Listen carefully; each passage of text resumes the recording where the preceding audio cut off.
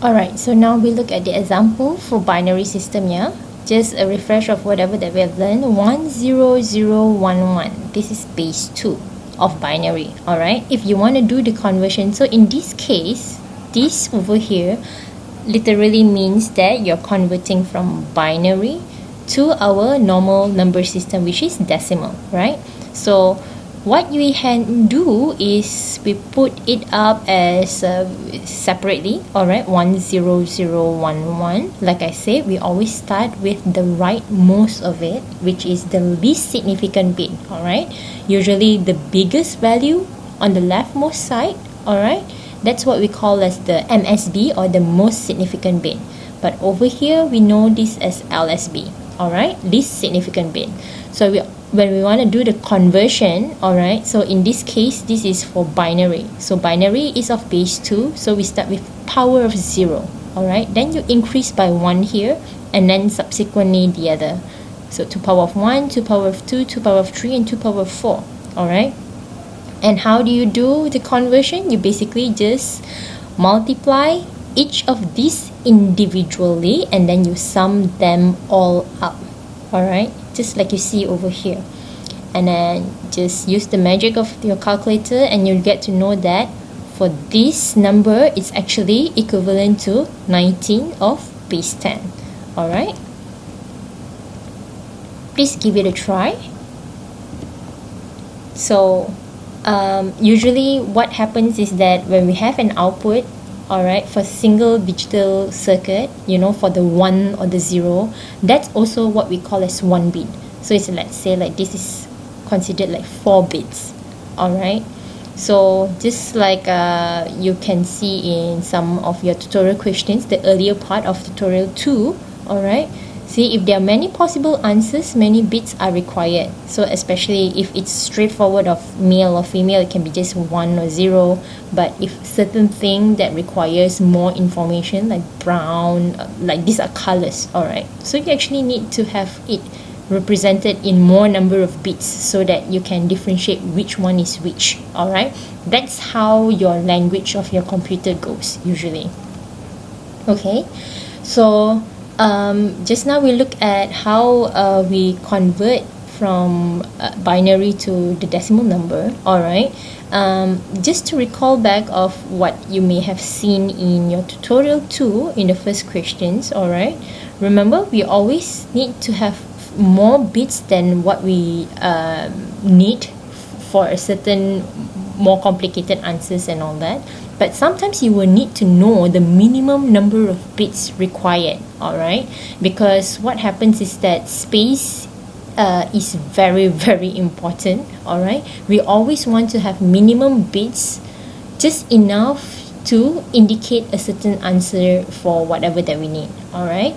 And how do we go by it? It goes by this formula here, alright. For any given thing, you look at this here, minimum number of bits required to express n different things, alright. If let's say you have 3 different things that you need to express and all that, alright, so your k here is the possible value that you have to put. It goes by 2 power of k. This is the theory or the formula that we have, alright. So depending on how many things you are required, or the certain constraint of the answers and all, then that would determine the number of bits you need. And the number of bits, how do you determine it? That's actually your k, alright. So you can go 2 over to the power of k equals to something, alright, equals to n. So depending on what these constraints are, alright, and then you just find your k.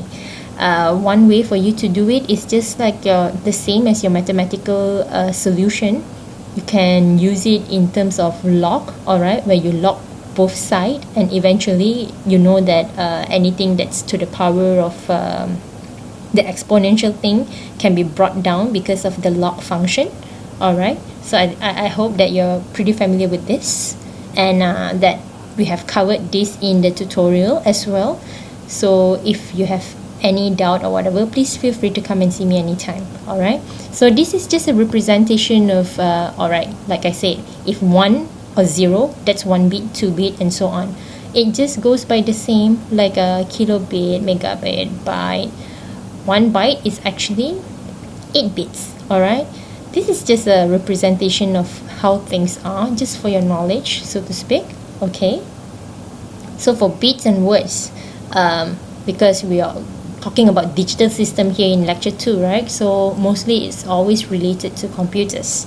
Okay, has lines, logic to handle, number of bits, and then what about the word? All right, the word length. Back then, for your microprocessors, until 1980, they only use up to 8 bits and all that.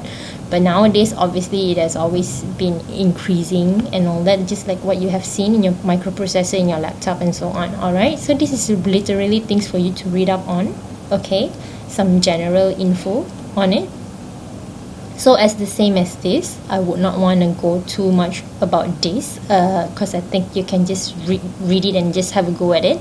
Alright, okay, just now we have looked at binary to decimal. So remember, what about it being the other way around? Okay, over here they have a more lengthy solution, just because the number here is pretty big. Alright, I think let's go with a simpler version over here. Alright, so let's say if I want to change decimal of 5, alright, and I want to change it to binary. Alright, and what would that be? Okay, so the way for us to do it, oops, alright, we have 5, alright, and then what we do is we divide it, right? And since we want to change it to binary form, alright, so what do? We divide by 2, alright. So 5 divided by 2, what I'll get is, I'll get 2, alright? But 2 times 2 is what I get as 4, which means I actually have a remainder, alright? My remainder is 1, correct? So that's how it goes. So you just repeat the process again. Now you will divide again with 2, alright? Now, if 2 divided by 2, I get 1, alright? Always remember, the key point here is that when every time that you have divided something and you have written down the answer, you would have to write down the remainder as well. Alright, so in this case, 2 divided by 2 is 1. You do not have any remainder here, so it's 0 here. Alright, always remember. So some of you might have a doubt, like, oh, when do I stop? You literally just do all your function here and you stop when you have 1.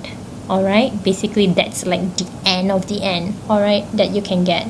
Okay, and how you answer it and how you write it down is very important.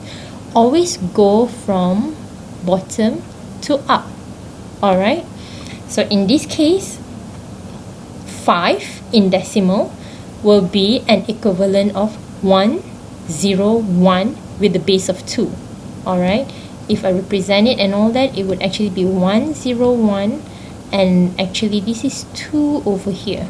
Alright, so sorry, this is my first time using this scribbling thing and all that, but I hope you get the gist of it. This is just a really short one, so I would like that you actually try it out on paper as well, because over here they have written it down in this way. Maybe some of you might have a harder time, even me, I actually have a harder time to actually really look at it and what is it and things like that, but the way actually is the same. So I would really recommend that you actually give it a go on your own using this way, which I think is easier, but literally it's totally up to you of what you think would be best for you. Alright, always remember, from bottom till up, divide it with whatever number of base that you intend to get, and always remember to write down your final answer with the base. Alright, that's very important.